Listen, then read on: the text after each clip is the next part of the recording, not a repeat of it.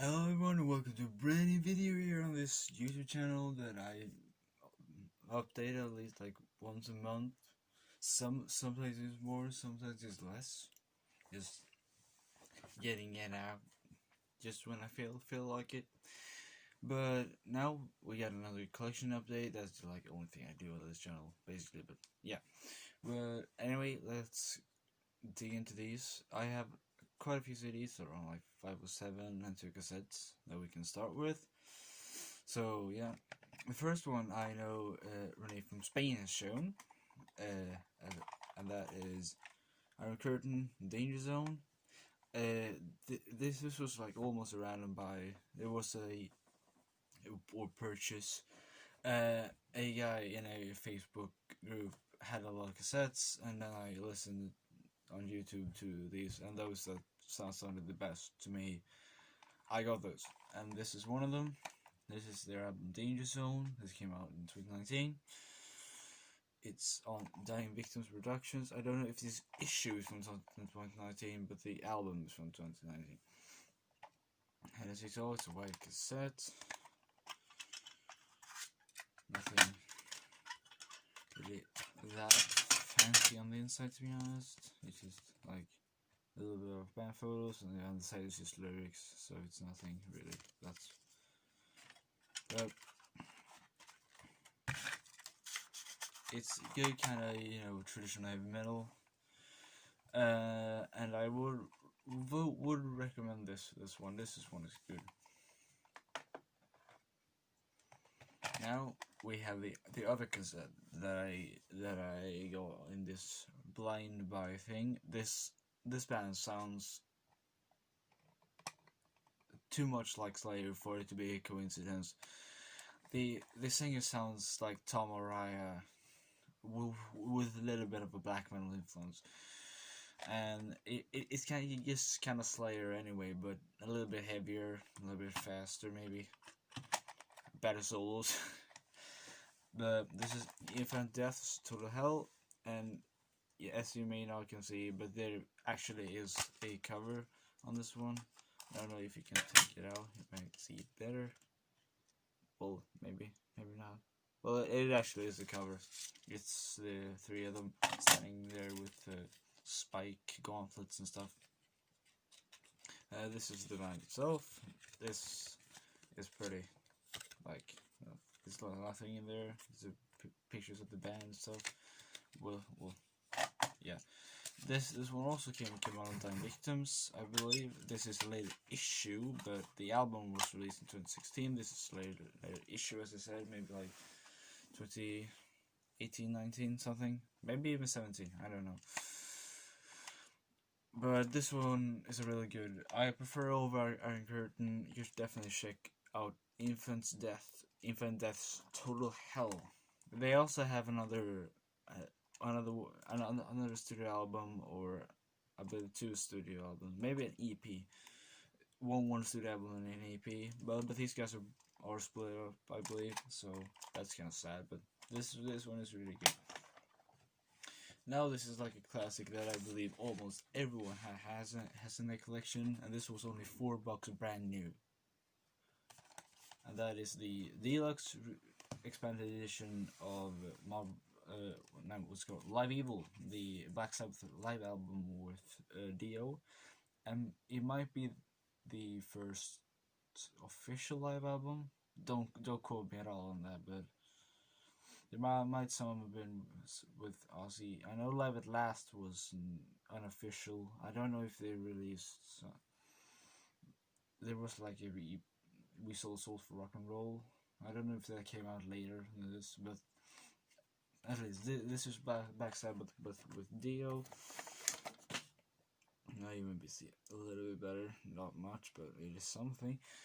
And we got the War Pig, Neon Knights, and other characters that I can't name. That's the only ones that I actually can name of this one.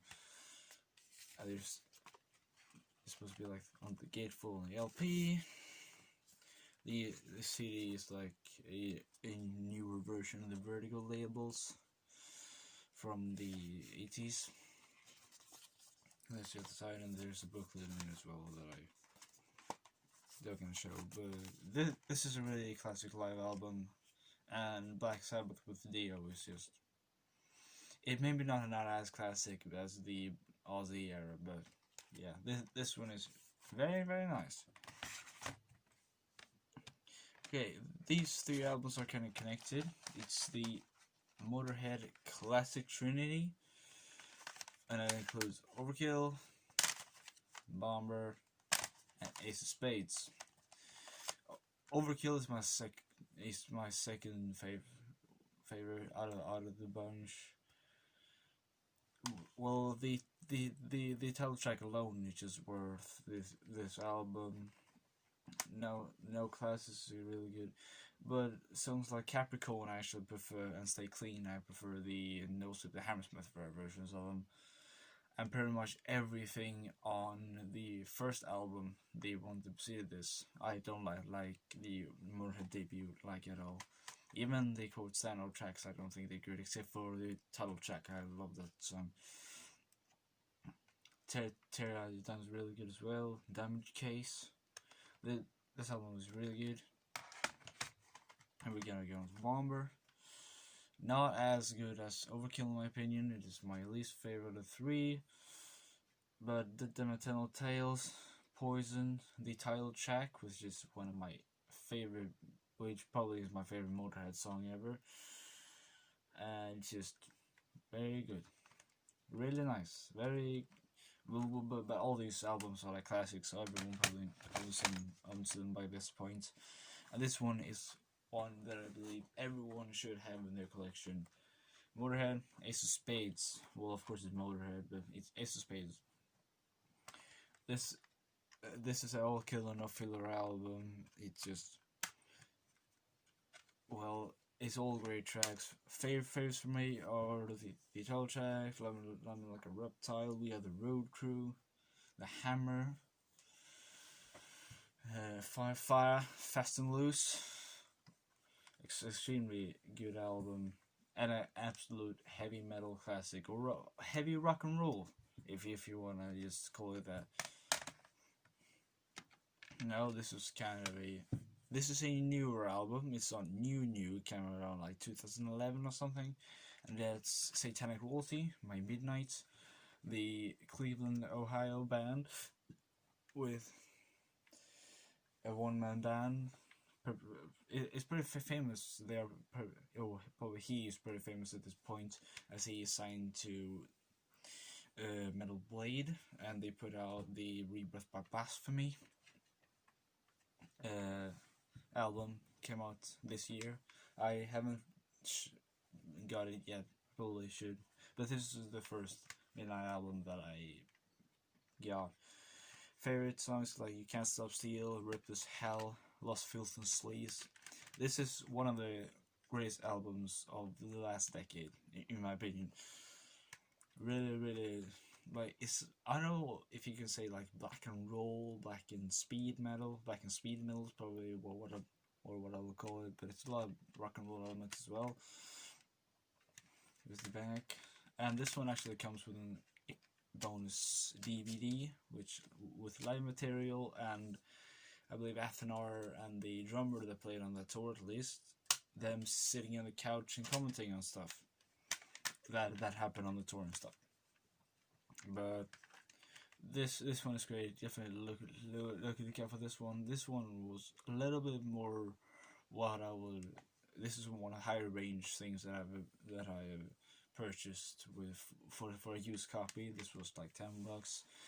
It might be a good deal on this one. I have no idea, but I really wanted this album, and this is a great album as well.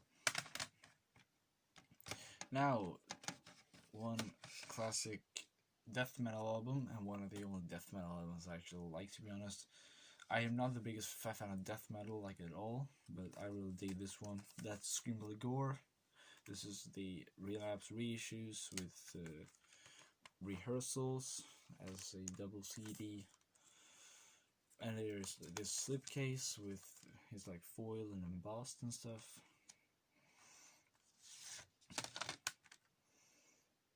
There's a 2 discs, and everyone probably knows this album, but by this point, it's just an amazing classic album.